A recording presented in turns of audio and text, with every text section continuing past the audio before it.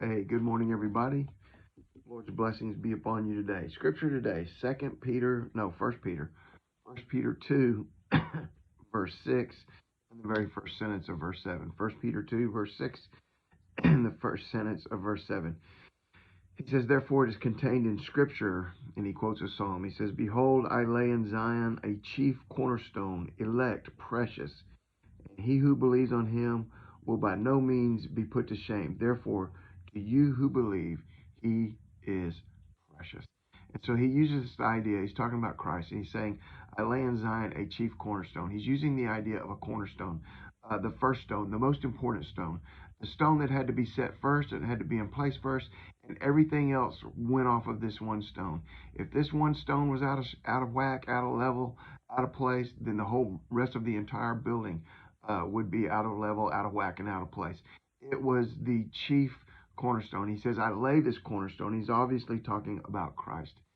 That Christ is the one thing that puts all of our life together and all of our lives as a church. He brings them together. He must be the most essential element to the church and even to our individual lives. So he says, I lay in Zion a chief cornerstone. He is elect. First of all, he was chosen by God. God chose Christ to be the foundation of our lives. God chose Christ to be the critical element of our lives. God chose Christ to be the sacrifice and the Savior of our lives. It says that He is precious, He is invaluable. This just goes with how much I need Him and how much you need Him and we need Him, because my life doesn't fit together without Him. Now, because of myself and because of my own failures, my life has a tough time fitting together anyhow. But even my greatest failures, God worked them together for good. God knew how to take even my biggest failures, my biggest mistakes, my biggest heartaches and tragedies, and even those He has been able to take, and He has been able to bring everything together into who I am today, and to make me into who I am today, which I am very content and very happy with. He has given me a life that I would never trade for any other life that I could have, and He took it all, the good and the bad. He put it all together, and He made it what I got stumbled up there. Romans 8:28, that He makes all things work together for good to those who are the called, who love God, and are the called according to His purposes. I butchered that one. I got tongue tied there, but He's able to take our whole lives, the good and the bad, and to make one good thing out of it. He is the chief cornerstone.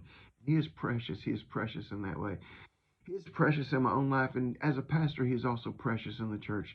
God brings together into unites into one body so many different people with so many different uh, personalities, with so many different uh, quirks and characteristics, with so many different ideas and with so many different ways of thinking. And yet, when Christ becomes a chief cornerstone of that church, He unites them together, and they come together under one head, who is Christ, and under one purpose, which is to make disciples.